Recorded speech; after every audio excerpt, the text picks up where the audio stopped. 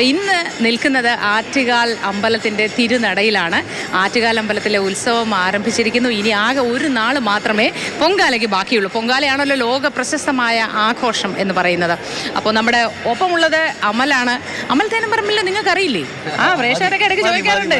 സത്യം, അമലിനെ അന്വേഷിക്കാറുണ്ട്. ആരാധകരാണ് അല്ലേ? അപ്പോൾ അമലേ, ഈ പൊങ്കാല മഹോത്സവം എന്ന് പറയുന്നത് ഈ ജാതി മത ലിംഗ വ്യത്യാസമന്യേ ഭയങ്കര ഭക്തിപൂർവ്വം സമീപിക്കുന്ന ഒരു ആഘോഷമാണ്. അപ്പോൾ ഈ പൊങ്കാല ദിവസത്തിന് അതിൻ്റെതായ കുറേ പ്രത്യേകതകളുണ്ട്. ഈ ഭക്തജനങ്ങൾക്ക്, വിശ്വാസികൾക്കും ഈ ആറ്റുകാല അമ്പലത്തിനെക്കുറിച്ച് അറിയുന്ന മലയാളികൾക്കെല്ലാം അത് അറിയുന്നതാണ്. എങ്കിലും അമലിൻ്റെ അനുഭവത്തിലെ ഒരു പൊങ്കാല അതെങ്ങനെയാണ്? ഞാൻ തിരുവനന്തപുരത്ത് വന്നിട്ട് 5 കൊല്ലമായി. ആ 5 കൊല്ലത്തിനിടയിൽ ഏറ്റവും അധികം ആളുകളെ കാണുന്നത്, സെക്രട്ടേറിയറ്റ് മാർച്ചിലൊക്കെ നമ്മൾ പോകാറുണ്ടെങ്കിലും ഇത്രയധികം ആളുകളെ കാണുന്നത് ആദ്യമായിട്ട്. എനിക്ക് ഒരുപാട് ആളുകളുടെ ഇടയ്ക്ക് നിൽക്കുന്നത് വലിയ ഇഷ്ടമുള്ള ഒരാളാണ്.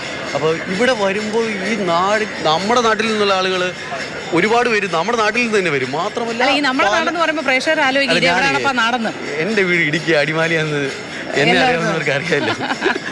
അപ്പോൾ അവിടുന്ന് വരുന്ന ആളുകൾ അടക്കം ഒരുപാട് പേരുണ്ട്. മാത്രമല്ല നമുക്ക് ഈ പൊങ്കാല ദിവസമാകുമ്പോൾ ഭയങ്കര തിരക്കാണ്. കാരണം നാട്ടിൽ നിന്ന് വരുന്ന ആളുകൾക്ക് റൂം വേണം, അവർക്കുള്ള സൗകര്യങ്ങൾ ഒരുക്കാൻ നമ്മളിവിടുത്തെ ഒരാളായി ഇവിടെ നിൽക്കേണ്ടി വരും. അപ്പോൾ അങ്ങനെ നമുക്ക് വലിയ സന്തോഷമുള്ള ഒരു സമയമാണ് ഈ പൊങ്കാല സമയം എന്ന് പറയുന്നത്. കാരണം നമ്മൾ ഒരുപാട് ആളുകളെ കാണാൻ പറ്റുന്നുണ്ട്. മാത്രമല്ല പുറത്തേക്ക് ഇറങ്ങിക്കുമ്പോൾ ഇത് കാണുന്നില്ല, വലിയൊരു ജനസാഗരമാണ്. ഇതിൽ വരും ദിവസങ്ങളിൽ ഇങ്ങോട്ട് ഒഴുക്കാണ്. നമ്മൾ എങ്ങോട്ടെങ്കിലും തിരിച്ചു നടക്കണമെങ്കിൽ, അപ്പോൾ ഇനി പൊങ്കാല ഉത്സവം നടക്കുന്ന ആറ്റുകാലിൽ നിന്ന് തിരുവനന്തപുരം ടൗണിലേക്ക് നമുക്ക് പോകണമെങ്കിൽ വലിയൊരു കടലിനെ മറികടന്ന് പോകുന്നത് പോലെ, ഇങ്ങോട്ട് തിരമാല അടിക്കുന്നത് പോലെയാണ് ആളുകൾ ഇങ്ങോട്ട് ഒഴുകിയെത്തുന്നത്.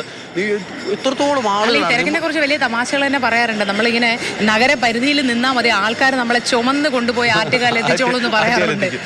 ഇത്തവണ പക്ഷേ ഇങ്ങോട്ട് വരുന്നവരോടാണ് പറയുന്നത്, എല്ലാ സജ്ജീകരണങ്ങളും റെഡിയാണ്. കാരണം നമ്മുടെ KSRTC സർവീസുകളാണ് ഇത്തവണ ആളുകൾക്ക് ഏറ്റവും ഗുണകരമായ ഒന്ന്.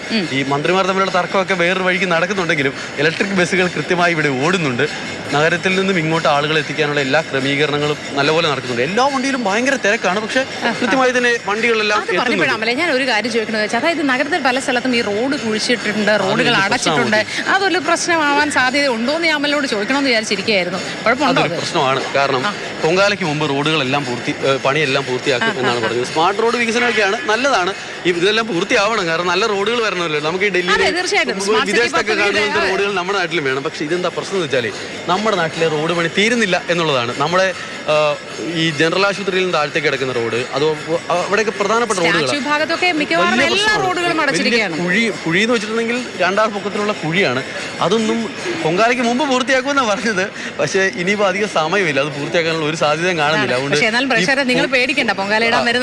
സംവിധാനങ്ങളുണ്ട്. പക്ഷേ ആ പൊടിക്കിടക്കിരുന്ന് പൊങ്കാല ഇടേണ്ടി വരും എന്നുള്ളതാണ് ഇത്തവണത്തെ ചില സ്ഥലങ്ങളിലെ ഒരു പ്രശ്നം എന്ന് പറയുന്നത്. അത് പൂർത്തീകരിക്കുമെന്നൊക്കെയാണ് പറയുന്നത്. പക്ഷേ എല്ലാ തരത്തിലും സജീവമായി ഈ കാര്യങ്ങളൊക്കെ സംഘടിപ്പിക്കുമ്പോൾ ഈ ഒരു കാര്യത്തിൽ സർക്കാർ ഒരു പ്രത്യേക ശ്രദ്ധ വയ്ക്കേണ്ടിയിരുന്നു എന്ന് എനിക്ക് തോന്നുന്നു. കോർപ്പറേഷനെ ചീത്ത വിളിക്കുന്ന ഒരു വിഷയം ഈ ഒരു വിഷയം മാത്രമാണ്. അത് കോർപ്പറേഷന് മാത്രമല്ല, പല സംവിധാനങ്ങളുണ്ട്. അതെല്ലാം ഏകീകരിച്ച് പോകാത്തതിന്റെ ഒരു പ്രശ്നം കൂടിയാണ്. മൂർത്തി, നമ്മൾ ഈ തിരുവനന്തപുരത്ത് വന്നപ്പോൾ കണ്ട ഏറ്റവും വലിയൊരു പ്രത്യേകത എന്ന് വെച്ചാൽ, തിരുവനന്തപുരത്ത് പൊങ്കാല ദിവസം നമുക്ക് ഏത് വീട്ടിലും ആക്സസ് ഉണ്ട്, നമുക്ക് കയറി ചെല്ലാം. അവരെല്ലാം ഏത് വീട്ടിൽ ചെന്നാലും നമ്മൾ അവരുടെ അതിഥികളാണ്. നമുക്ക് എല്ലാവിധ സജ്ജീകരണങ്ങളും ഒരുക്കി. അതിന് ജാതിയില്ല, മതമില്ല, രാഷ്ട്രീയം ഒന്നുമില്ല. എല്ലാവരും എല്ലാം ഉണ്ട്. അതായത് വെള്ളമൊക്കെ വെച്ചിരിക്കുന്നത് നമ്മൾ അവിടെ നിന്ന് പോരുമ്പോൾ, നമ്മുടെ മാതൃഭൂമിയുടെ ഓഫീസ് പ്രേക്ഷകർക്ക് അറിയില്ല, വഞ്ചിയൂർ എന്ന് പറയുന്ന സ്ഥലത്താണ്. അവിടെ നിന്ന് ഇവിടേക്ക് ഒരു 3-4 കിലോമീറ്റർ ദൂരമുണ്ടല്ലോ. ആ വരുന്ന വഴികളിൽ എത്രയോ ദേവീ പീഠങ്ങളാണ്. മാത്രമല്ല ഈ ക്രമീകരണങ്ങൾ ഒരുക്കിയിരിക്കുന്ന, ഈ വെള്ളം വെക്കാനൊക്കെ ഒരുക്കിയിരിക്കുന്ന കടകളുടെ പേരുണ്ട്. അതിൽ പലതും മറ്റ് മതസംഘടനകളുടെ ട്രസ്റ്റുകളും അല്ലെങ്കിൽ അവരുടെ മറ്റ് സംഘടനകളൊക്കെയാണ്. അങ്ങനെ എല്ലാവരും കൂടി ഒരു ആഘോഷമാക്കുകയാണ്. തിരുവനന്തപുരത്തിന് ഇങ്ങനെ ഇത്ര വലിയൊരു ആഘോഷം വേറെ ഇല്ല എന്നുള്ളതിനാൽ തന്നെ തൃശ്ശൂരിന് പൂരമുണ്ട്. അതുപോലെയാണ് ഇവിടെയുള്ള ആളുകൾ തൃശ്ശൂർ എങ്ങനെ പൂരം ആഘോഷിക്കുന്നു അതുപോലെ അമലിന്റെ സ്ഥലം ഇടുക്കിയാണ്, എന്റെ സ്ഥലം കൊല്ലമാണ്. പക്ഷെ നമ്മളൊക്കെയും തിരുവനന്തപുരത്ത് ജോലിയുടെ ഒക്കെ ഭാഗമായി വന്ന് താമസിക്കാൻ തുടങ്ങിയ കാലം മുതൽ നമ്മൾ തിരുവനന്തപുരത്തുകാരാണ്. നമ്മൾ ആതിഥേയരായി മാറുന്നു എന്നുള്ളതാണ് അല്ലേ? ഇവിടെ താമസിക്കുന്ന എല്ലാവരും ആതിഥേയരുടെ മനോഭാവത്തിലേക്ക് മാറുന്നു എന്നുള്ളതാണ് ആറ്റുകാൽ പൊങ്കാലയുടെ ഒരു പ്രത്യേകത. വളരെ സന്തോഷത്തോടു കൂടി ഏത് നാട്ടിൽ നിന്നും വരുന്നവരെ സ്വീകരിക്കുകയും അവർക്ക് വേണ്ടതെല്ലാം ഒരുക്കി കൊടുക്കുകയും സൗകര്യങ്ങളോടുകൂടി ഒപ്പം അതിനോട് പറഞ്ഞിരുന്നു വീട്ടിൽ ആളുണ്ട്. അപ്പോൾ അതിഥികളൊക്കെ അമലിന് വന്നിട്ടുണ്ട്. ഈ എപ്പോഴാണ് നമ്മളെ കണ്ടു കിട്ടുക എന്നറിയാത്തതുകൊണ്ട് എൻ്റെ വീട്ടിലാരും വന്നിട്ടില്ല കേട്ടോ. മുന്നറിയിപ്പില്ലാതെ വന്നാൽ വീട്ടിൽ ആളുണ്ടാവില്ലല്ലോ. മാത്രമല്ല ഒരു 10 കിലോമീറ്റർ വ്യത്യാസമുണ്ട് ഇവിടുന്ന് അങ്ങോട്ടേക്ക്. അപ്പോൾ ഏറ്റവും അടുത്ത വീടുകളിലായിരിക്കും എല്ലാവരും എത്തുക.